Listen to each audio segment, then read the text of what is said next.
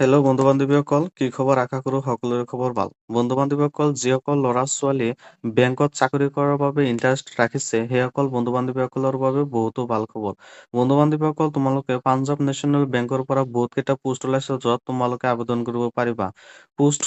বন্ধু-বান্ধৱীসকল, এতিয়া আমি পোষ্টটোৰ বিষয়ে অলপ আলোচনা কৰোঁ, বা কি কি যোগ্যতা লাগিব, বা বয়স কিমান লাগিব, বা ইয়াতে আবেদন কৰাৰ কাৰণে আপোনালোকৰ কি কি লাগিব, এই সকলোবোৰ আমি ইয়াতে আলোচনা কৰিম। তো বন্ধু-বান্ধৱীসকল, আহা আমি ভিডিঅ'টো আৰম্ভ কৰোঁ।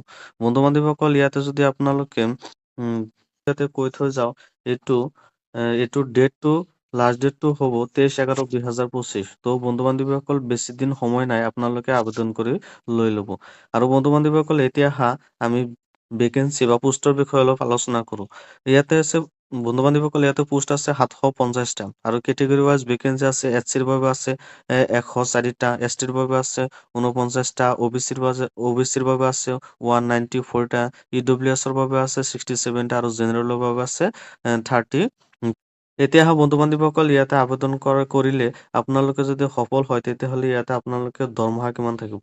আৰু বন্ধু-বান্ধৱীসকল, ইয়াতে যদি আপোনালোকে আবেদন কৰে, তেতিয়াহ'লে আপোনালোকৰ ভালেমান এটা হেণ্ডচাম চেলাৰী থাকিব, য'ত আপোনালোকে 49,000ৰ পৰা আপোনালোকে আপ টু 80,000 লৈকে আপোনালোকে দৰমহা পাব পাৰিব। আৰু বন্ধু-বান্ধৱীসকল, এইটোৰ যদি এক্সাম চেণ্টাৰৰ কথা, লোকেশ্যনৰ কথা আলোচনা কৰোঁ, তেতিয়াহ'লে আপোনাৰ যিটো ষ্টেটৰ বা ডিষ্ট্ৰিক্টৰ এৰিয়াৰ আশে-পাশে হয়, তাতে আপোনালোকৰ এক্সামটো হ'ব। আৰু আপোনালোকৰ বন্ধু-বান্ধৱীসকল, ইয়াতে কেইটামান লোকেশ্যনৰ কথা আলোচনা কৰি গৈছে বা ধৰি দিছে, যেনেকুৱা ডিব্ৰুগড়, গুৱাহাটী, শিলচৰ, যোৰহাট। আপুনি যিকোনো ডিষ্ট্ৰিক্ট বা ষ্টেটৰ পৰা আপুনি আবেদন কৰিব পাৰিব। আৰু বন্ধু-বান্ধৱীসকল, এতিয়া ইয়াতে আবেদন কৰাৰ কাৰণে তোমালোকৰ বয়স কিমান হ'ব লাগিব। বন্ধু-বান্ধৱীসকল, ইয়াতে যদি আবেদন কৰা, তেতিয়াহ'লে তোমালোকৰ বয়স মিনিমাম 20 বছৰ আৰু মেক্সিমাম 30 বছৰ হ'লেই হৈ যাব। আৰু বন্ধু-বান্ধৱীসকল, ইয়াতে যদি আপোনালোকে আবেদন কৰে, তেতিয়াহ'লে আপোনালোকৰ কোৱালিফিকেশ্যন কি কি লাগিব। আৰু বন্ধু-বান্ধৱীসকল, ইয়াতে যদি আপোনালোকে আবেদন কৰিবলৈ বিচাৰে, তেতিয়াহ'লে আপোনালোকৰ যোগ্যতা কি কি লাগিব। তো বন্ধু-বান্ধৱীসকল, ইয়াতে যদি আপুনি আবেদন কৰে, তেতিয়াহ'লে যিকোনো এটা ইনষ্টিটিউটৰ পৰা আপোনালোকে গ্ৰেজুৱেট পাছ কৰিলেই হৈ যাব। আৰু বন্ধু-বান্ধৱীসকল, আৰু এটা ইয়াতে কথা কৈ থৈ যাওঁ, যদি আপুনি ইয়াতে আবেদন কৰে, আগৰ পৰা কিবা এটা আপোনালোকৰ যদি এক্সপিৰিয়েঞ্চ থাকে, যেনেকুৱা ক্লাৰ্কৰ বা অফিচাৰৰ যদি কিবা-কিবি আপোনালোকৰ ইয়াতে যদি এক্সপিৰিয়েঞ্চ থাকে আগৰ পৰা, তেতিয়াহ'লে আপোনালোকে ভাল এটা পজিশ্যন পাব পাৰিব, বা আপোনাৰ বাবে আৰু বহুতো ভাল খবৰ। বন্ধুসকল, ইয়াতে আৰু এটা কথা কৈ থৈ যাওঁ, আপোনাৰ যিটো লোকেল লেংগুৱেজ হয়, সেই লেংগুৱেজটো আপোনালোকে ভালকৈ পঢ়িব লাগিব, লিখিব লাগিব, আৰু ক'ব পৰা হ'ব লাগিব।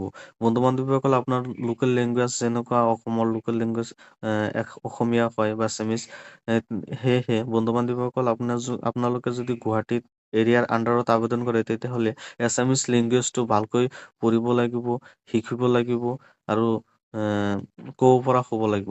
মাষ্ট বি ক'ব পৰা হ'ব লাগিবই। বন্ধু-বান্ধৱীসকল, ইয়াতে যদি আপোনালোকে আবেদন কৰে, তেতিয়াহ'লে তিনিটা প্ৰচেছত আপোনালোকৰ এক্সামটো পতা হ'ব। ফাৰ্ষ্ট 1 ষ্টেপ, তাৰপিছত 2 ষ্টেপ, তাৰপিছত ভাইভা ষ্টেপত আপোনালোকে পাছ কৰিলে আপোনালোকৰ মেৰিট লিষ্টত নাম আহি যাব। বন্ধু-বান্ধৱীসকল, এতিয়া আপোনালোকৰ ইয়াত আবেদন কৰিলে ফিজ কিমান কাটিব।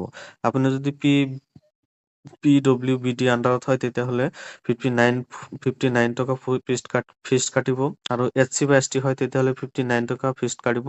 আৰু আদাৰ যেনেকুৱা OBC, MOBC, তাৰপিছত জেনেৰেল, EWS, এইসকলৰ বাবে বা এই লোকৰ বাবে তোমালোকৰ 1180 টকা ফিজ কাটিব। এইটো ষ্টাৰ্টিং ডেট আৰম্ভ হ'ব 3 নৱেম্বৰৰ পৰা, আৰু এইটো লাষ্ট ডেট আৰম্ভ হ'ব 23 নৱেম্বৰলৈকে। বন্ধু-বান্ধৱীসকল, তোমালোকে সোনকালে আবেদন কৰি ল'বা। ভাল এটা পোষ্ট, যিসকল বেংকত ইণ্টাৰেষ্ট থাকে বা বেংকত চাকৰি কৰিব বিচাৰে, সেইসকলৰ বাবে ভাল এটা পোষ্ট। তোমালোকে বেংকত আবেদন কৰিবলৈ বিচাৰিছা যদি, তেতিয়াহ'লে তোমালোকে আবেদন কৰিব পাৰিবা। আৰু বন্ধু-বান্ধৱীসকল, বেংকৰ যিবিলাক চাকৰি ওলায়, সেইবিলাক তোমালোকে চাকৰিটো এপ্লাইটো কৰিবাই, কিন্তু এতিয়াৰ পৰা প্ৰেক্টিচ আৰম্ভ কৰি দিবা। কিয়নো তোমালোকৰ বেংকৰ যিবিলাক চাকৰিৰ পোষ্ট ওলায়, তাতে তোমালোকে যদি আবেদন কৰা, তেতিয়াহ'লে তোমালোকৰ এক্সামবিলাক অলপ টাফ হয়। মানে অলপ কঠিন হয়। সেয়েহে বন্ধু-বান্ধৱীসকল তোমালোকে আবেদনটো কৰিবই লাগিব। আৰু বন্ধু-বান্ধৱীসকল তোমালোকে যদি ষ্টাডি নকৰা তেতিয়াহ'লে তোমালোকে ইয়াতে নোপোৱা। আৰু বন্ধু-বান্ধৱীসকল আমি যিবিলাক চাকৰিৰ কথা বেছিভাগ আলোচনা কৰো, মোৰ শৰ্ট ভিডিঅ' যিবিলাক আছে তাতে যদি আপোনালোকে চাই তেতিয়াহ'লে আপোনালোকৰ কোনো ধৰণৰ এক্সাম নাথাকে। মই এক্সাম নোহোৱা চাকৰিবিলাক আপোনালোকৰ সন্মুখত দাঙি ধৰো। আৰু তাতে দৰমহাবিলাক কম কিন্তু বন্ধু-বান্ধৱীসকল ফেচিলিটিজ বহুত ভাল। আপোনালোকে আবেদন কৰিব পাৰিব আৰু আপোনালোকৰ চহৰ বা টাউনৰ ওচৰা-ওচৰি যিবিলাক চাকৰি ওলাইছে মই সেইবিলাকৰ বিষয়ে বেছিভাগ আলোচনা কৰো।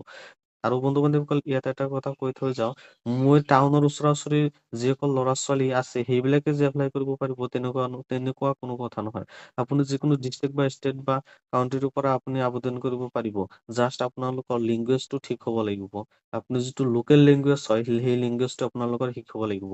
ত' বন্ধু-বান্ধৱীসকল তোমালোকৰ কোনো ধৰণৰ এক্সাম তাতে নাথাকে। তোমালোকে তাতে সুন্দৰ কৰি আবেদন কৰি তাতে যাই তোমালোকে তোমালোকৰ বিহেভিয়াৰ আৰু তোমালোকৰ কনফিডেন্সৰ দ্বাৰা তোমালোকে তোমালোকৰ জবটো লৈ ল'ব পাৰিবা। আৰু বন্ধু-বান্ধৱীসকল এই বেংকত যদি তোমালোকে চাকৰি কৰিবলৈ বিচাৰা তেতিয়াহ'লে তোমালোকৰ হেভি প্ৰেক্টিচ কৰিব লাগিব। মানে বহুত তোমালোকৰ লাগিব। ত' বন্ধু-বান্ধৱীসকল তোমালোকে এতিয়াৰ পৰাই প্ৰেক্টিচ আৰম্ভ কৰি দিয়া আৰু পঢ়া-শুনা আৰম্ভ কৰি দিয়া। তেতিয়াহে তোমালোকে যেনেকুৱা ফাৰ্ষ্ট ষ্টেপত এটা এক্সাম হ'ব তেতিয়া তোমালোকৰ যদি মেৰিট লিষ্টত নাম ওলাই তাৰপিছত আকৌ এটা এক্সাম হ'ব তেতিয়া যদি তোমালোকৰ মেৰিট লিষ্টত নাম সোমাই তেতিয়াহ'লে তোমালোকৰ ভাইভা হ'ব তাৰপিছত লাষ্টত তোমালোকৰ মেৰিট লিষ্টত নাম আহি যাব।